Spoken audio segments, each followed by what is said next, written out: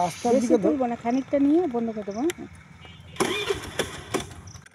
নমস্কার বন্ধুরা, আমরা এখন সুতান ফরেস্টের দিকে যাচ্ছি। খাতড়া থেকে মাত্র 30 কিলোমিটার দূরে 12 মাইলের জঙ্গল, তারপরেই সুতান ফরেস্ট। এগুলি ডিপ ফরেস্ট। যারা জঙ্গল ভালোবাসেন বা জঙ্গল দেখার জন্য ডুয়ার্সে যাত্রা করেন তারা একবার এখানে আসতে পারেন।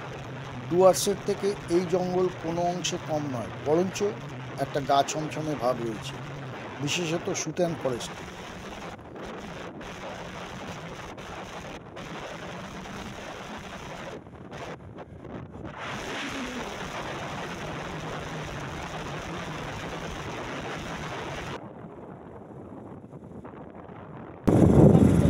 বাস আটটি ভালো অনেক তুলে নিয়েছো, দাও দাও। পুরো জঙ্গল মে মঙ্গল রে বাবা। শালা জঙ্গল, জঙ্গল কারে বলে? ঘোড়ো ঘোড়ো ঘোড়ো, এদিকে ঘোড়ো, আরে এদিকে ঘোড়ো। জঙ্গল কাকে বলে দেখো। बस हो गया।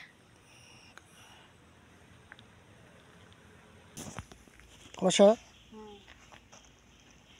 কষা, হ্যাঁ লাল লাল হবে। এই যে লাল লালগুলো তোলো, ওই যে লাল হয়ে রয়েছে। দেখুন জঙ্গলের রাস্তার ধারে কত বনকুল হয়ে রয়েছে, আমরা কিছুটা তুলে নিয়ে যাচ্ছি। এই 12 মাইলের জঙ্গল শেষ হলো, এবার শুরু হবে সুতান ফরেস্ট। দেখতেই পাচ্ছেন একটা টেম্পোরারি ফরেস্ট রেঞ্জারদের চেকপোস্ট রয়েছে, এখানে জানিয়ে আপনাকে ফরেস্টে ঢুকতে হবে। এনারা আমাদের বেশি ডিপে যেতে বারণ করলো এবং আমরা যাতে জঙ্গলের ভেতরে না ঢুকে যাই সেটাও বারণ করলো, কারণ এখন নাকি হাতির উৎপাত খুব বেড়েছে এবং হাতিদের যাতায়াত খুব বেড়েছে। সুতান ফরেস্ট এটি হাতিদের বাসস্থান। জঙ্গলটা পুরোটাই শুনশান। যাবার আগে ফরেস্ট রেঞ্জার ও লোকাল থানায় একটা ইনফরমেশান দিয়ে জানিয়ে যাবেন এবং সাবধানে যাবেন।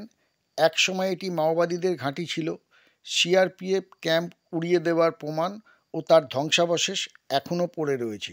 জঙ্গলের চতুর্দিকে ইলেকট্রিক তার দিয়ে ঘেরা, যাতে হাতি রাস্তায় না আসতে পারে। তাও মাঝে মাঝে হাতি চলে আসে, দেখছেন। তাই কতটা ডিপ জঙ্গল, সাবধানে যাবে, যেখানে দিনের বেলা সূর্যের আলোই ঠিক মতন ঢোকে না।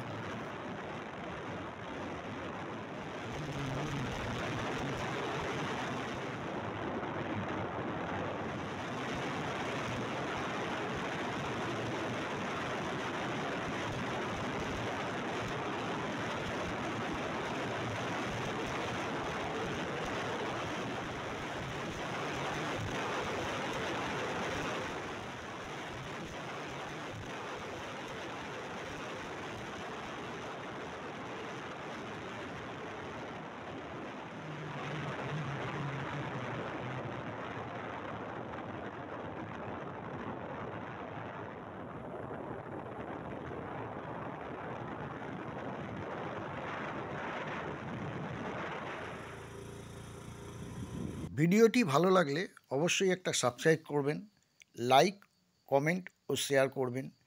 আগামী এপিসোডে আমরা আপনাদের দেখাবো বিষ্ণুপুরের ঐতিহাসিক টেম্পল ও স্মৃতিসৌধগুলি।